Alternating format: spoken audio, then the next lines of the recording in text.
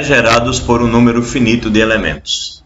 Então, para quaisquer n elementos, n maior ou igual do que 1 de um anel comutativo A, indicaremos dessa forma o seguinte conjunto, o seguinte subconjunto do anel A. Então, você fixa uma sequência de n elementos, esses elementos são fixos, tá? Mantenha isso em mente.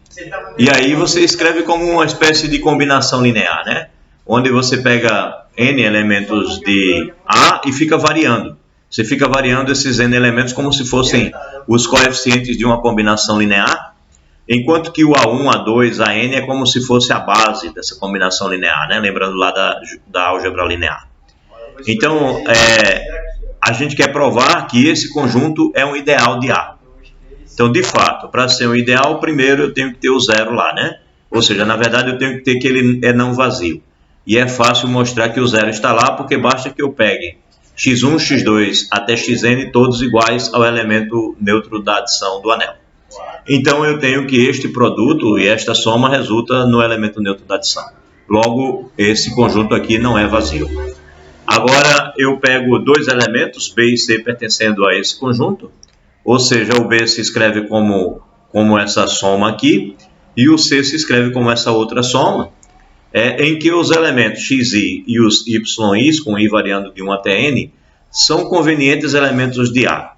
Então, a gente quer mostrar primeiro que xi menos yi pertence a A, ou seja, a gente quer mostrar aquela condição que vai fazer desse conjunto um grupo aditivo, né? Porque já é diferente do vazio, basta a gente mostrar que um elemento com o oposto dele, quando você opera, continua nele. Então, essa é a condição que transforma, que mostra que esse conjunto aqui ele é um grupo aditivo. Mas, de fato, isso é verdade. Por quê? Porque quando você pensa em B menos C, o que você vai ter é isso daqui, né? Você coloca os AIs em evidência, e aí você vai ter x1 menos y1 A1, etc. E aí você tem que todos esses coeficientes, né? x1 menos y1, eles são elementos de A, né? Porque o x1 é elemento de A e o y1 também. Então, naturalmente, a soma de um elemento com o oposto, ou com o elemento com o inverso aditivo de um outro elemento, essa soma vai continuar em A. Portanto, esses coeficientes continuam em A. Então, você tem que o B menos C se escreve da mesma forma que todos os elementos desse conjunto aqui, né? Desse nosso conjunto que estamos verificando que é um ideal. Então, já verificamos que não é vazio, verificamos que vale essa condição, e a gente precisa mostrar agora que se eu pego um elemento no anel e pego um elemento no conjunto e faço o produto, continua no conjunto. Bem, se B é um elemento desse conjunto, então B se escreve, digamos, dessa maneira. E você pega um elemento qualquer do anel, quando você fizer o produto C vezes B, você vai ter exatamente isso, né? C vezes x1, depois C vezes x2, até C vezes xn multiplicado pelos respectivos AIs. Então, você tem que CB é igual a essa soma. Ora, mas como C está no anel A e x1 também está, Cx1 continua no anel A. Isso vai acontecer até o Cxn. Portanto, de novo, você tem coeficientes que estão no anel e você tem os mesmos AIs. Portanto, esse elemento pertence ao conjunto que a gente está provando que é um ideal. E essa era a última propriedade que precisava ser verificada. Então, dessa forma, a gente acaba de provar que esse conjunto ele é um ideal de A. Ok. Aí, qual a sensação que a gente deve ter a princípio? Será que todo ideal que eu for trabalhar, ele se escreve assim, como uma espécie de combinação linear de uma quantidade finita de elementos, né? Isso vai começando a vir para a nossa pergunta natural. Ora, então vem essa definição. Se A é um anel comutativo e S é um conjunto com esses N elementos contido em A, então o ideal, esse ideal que nós acabamos de provar que é um ideal, introduzido nas condições anteriores, nas considerações anteriores, é chamado ideal gerado por S, tá? Ou pelos elementos de S, né? A gente diz gerado por S quando a gente está querendo justamente pensar no gerado pelos elementos de S. É a mesma coisa, tá? Então, o ideal gerado por um conjunto unitário, né, que tiver só um elemento, ele vai ser chamado de ideal principal, tá? Para quem for dar continuidade aos estudos, a ideia de ideal principal é uma ideia extremamente natural. Deixe abrir aqui a minha mesa digitalizadora aqui para poder riscar aqui no texto, tá? É importante pra caramba saber isso aqui, tá? Ideais principais, eles dão muita informação. Ideais principais, eles dão muita informação sobre o anel que você estiver trabalhando, sobre o próprio ideal, sobre os ideais que você encontra no anel. E tem muitas propriedades importantes que advêm de você saber se o anel tem ideais principais, se todos são principais, se não são. Tem muitos resultados importantes que saem a partir do estudo dos ideais principais. E ele continua: se todos os ideais de um anel comutativo são principais, então esse anel chama-se anel principal, tá? Então, se você ouviu falar de um anel principal, significa dizer que todos os seus ideais são gerados por um único elemento. Ou seja, todos os ideais desse anel, que é chamado anel principal, são ideais principais, são múltiplos de um único elemento. É isso que significa dizer principal nesse caso. Bem, aí o exemplo mais interessante, mais conhecido, né, é o fato de que o anel dos inteiros ele é principal. Ou seja, em outras palavras, todos os ideais do anel dos inteiros é principal. A gente a essa altura já deveria ter uma intuição de que isso é verdade, porque a gente provou que o Z, enquanto grupo aditivo, todos os seus subgrupos são os múltiplos de algum inteiro. Então, para ser ideal, a gente vai ter que verificar justamente essa faceta, né? Você vai ter que um elemento somado com o oposto do outro tem que continuar no ideal. E aí ele vai ter que ser particularmente um grupo aditivo. E aí, como ele particularmente vai ser um grupo aditivo, então os únicos grupos em Z possíveis são justamente os múltiplos de um elemento qualquer de Z. Bem, vamos verificar então a demonstração dele. O que ele fez? Ele pegou I, um ideal genérico qualquer em Z. Bem, se o I só tiver o zero, então é claro que I é um ideal principal, porque o I será os múltiplos de zero, né? Não importa qual o X que você pegar em Z, quando você multiplicar por zero, vai dar o próprio zero, então o conjunto será gerado única e exclusivamente pelo zero. Esse é um ideal extremamente trivial, natural. Bem, aí vamos pensar num ideal que não seja o zero. Então, se ele não é só o zero, ele possui um elemento não nulo, que a gente está chamando aqui de A. E, portanto, o oposto dele, o menos A, também vai estar em A, né? Se eu tenho um elemento A, o menos A também está lá. Bem, como um desses dois ideais, A ou menos A, é estritamente positivo, então A possui elementos estritamente positivos, ok? Então, se você tem pelo menos um elemento que é diferente do zero, você tem o A e o menos A, e automaticamente, se o A é o positivo, beleza, o menos A é o negativo. Se o A é o negativo,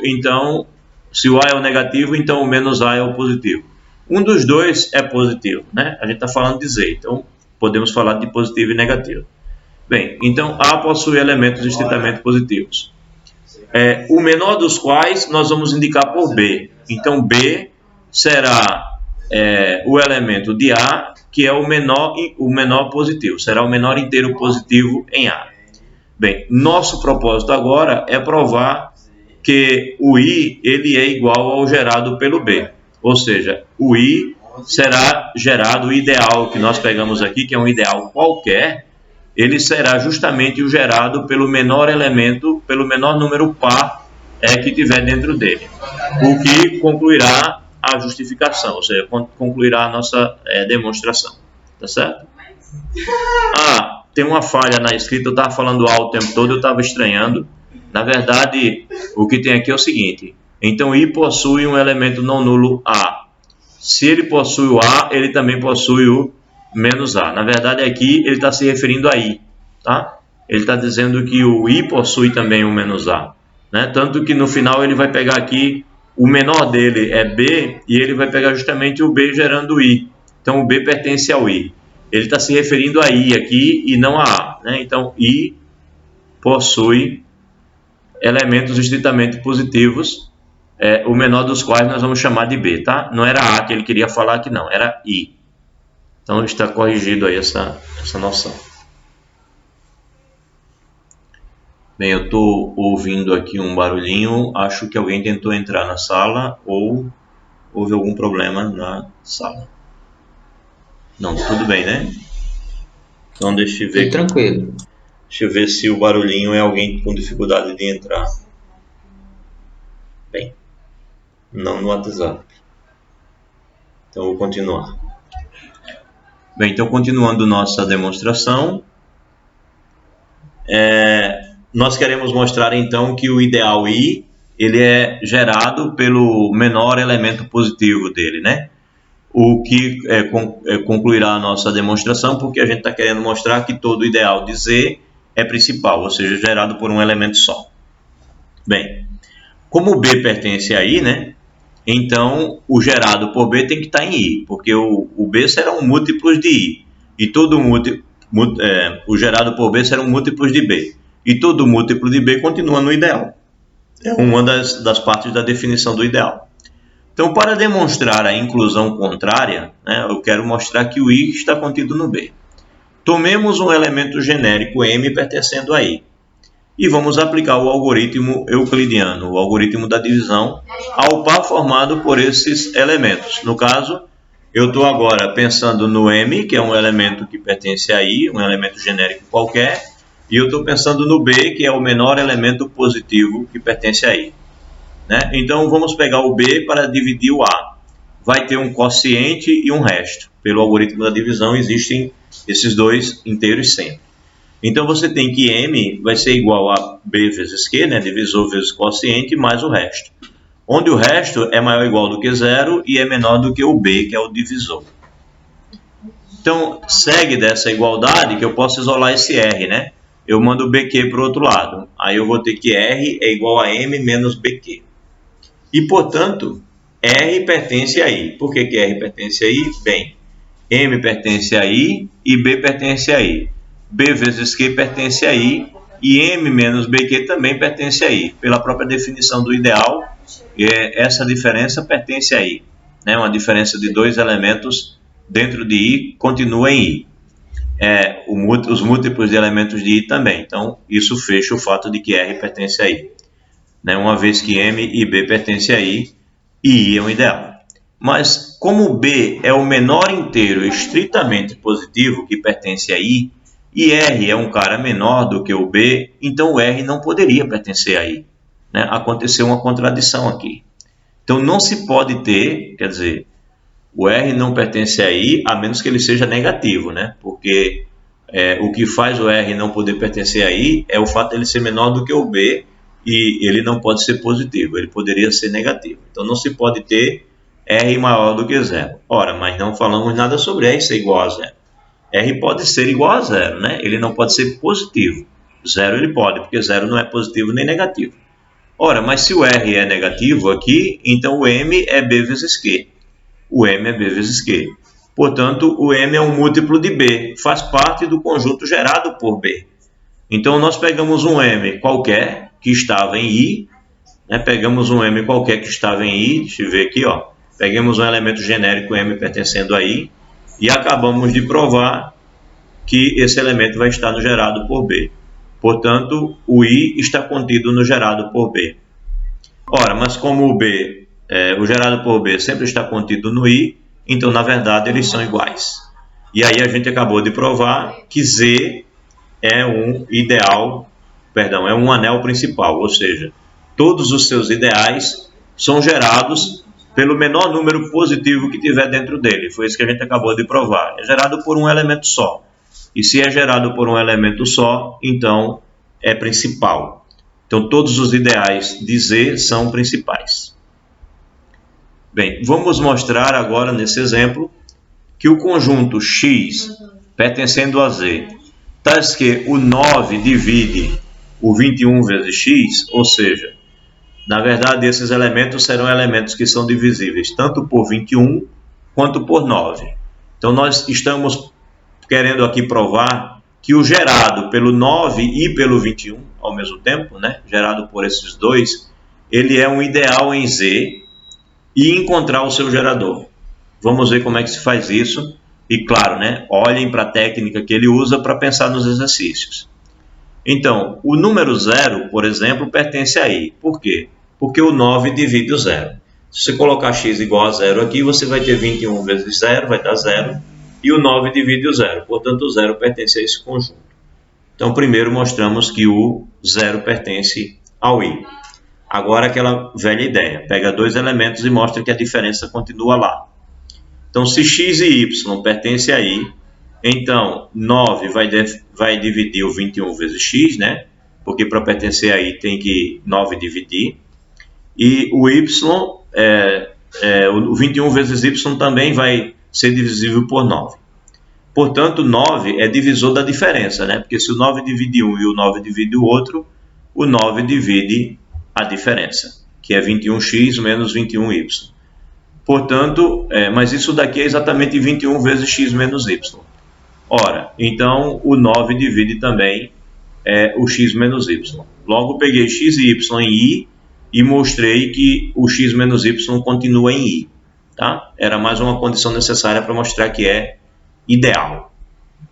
Agora, para concluir, a gente precisa mostrar que, dado qualquer elemento em Z, quando eu multiplicar um elemento por um elemento qualquer de Z por um elemento de I, continuará em I. Então, seja x um elemento em I. O que acontece? Bem, 9 divide 21 vezes x. E daí segue que 9 vai dividir qualquer múltiplo de 21 vezes x. Então, quando eu multiplicar por A, o 21 vezes x, o 9 vai dividi-lo, qualquer que seja o A em Z. Ou seja, o A vezes x também pertence ao I. Né? Então, dado um elemento em I e dado um elemento em Z, o produto desse elemento em Z por esse elemento em I continuará em I. Isso era uma condição necessária para verificar que era ideal. Então, sendo um ideal em Z, então I é gerado pelo menor de seus elementos estritamente positivos. Pronto. Até aqui nós tínhamos provado que é um ideal, mas ele pediu também para achar um gerador. Ora, mas o gerador de todo ideal de Z é o menor inteiro positivo dentro dele. Então vamos pensar no primeiro inteiro positivo, seria o número 1. Bem, aí eu teria que ver se o 9 divide o 21 vezes 1. Não, não divide. Então o número 1 é um inteiro positivo que não pertence a I. Portanto, 1 não serve. Aí eu coloco 2. Aí eu fico aqui com 42. 9 divide 42? Também não. Aí eu testo 3. 21 vezes 3, 63. 9 divide 63? Sim, 9 divide 63. Por isso, sendo um ideal em Z, então I é gerado pelo menor de seus elementos estritamente positivos. E aí uma verificação direta, que foi o que a gente acabou de fazer, olhou um por um, mostra que esse número é o número 3, né? Porque o 1 e o 2 não pertencem a I. O menor inteiro positivo que pertence a I é o 3, e ele é quem gera, então, esse ideal. Acho que ouvi novamente alguém tentando entrar. Vamos ver o que houve. Bem, quando eu ouço alguém tentando entrar, agora eu fico em dúvida se era alguém tentando entrar ou se foi o Breno que caiu e voltou. Até então estou aqui. Tá bom, então. Então, vamos continuar. Certo? Uma leitura rápida, mas que você vai poder ver quantas vezes quiser, porque está sendo gravada. Bem, proposição 21. Eu não gosto desse símbolo assim, tá? Por quê? Porque ele é usado em lógica também. Eu sempre gosto que a gente fale das duplas implicações com dois tracinhos assim. Eu já devo ter reclamado isso em alguma prova aí com vocês. Mas o autor aqui usou esse símbolo, que é um símbolo que eu não usaria. Bem, seja A um anel comutativo com unidade. Então, A é um corpo. Se e somente se, os únicos ideais de A são os triviais. Ou seja, só tem o zero ou é o anel inteiro. Tá certo? Então, se for um corpo, só tem esses ideais. E se só tem esses ideais, é um corpo. Eu acho que vai passar um carro de som. Eu vou parar um pouco aqui a gravação. Depois que ele passar, eu continuo.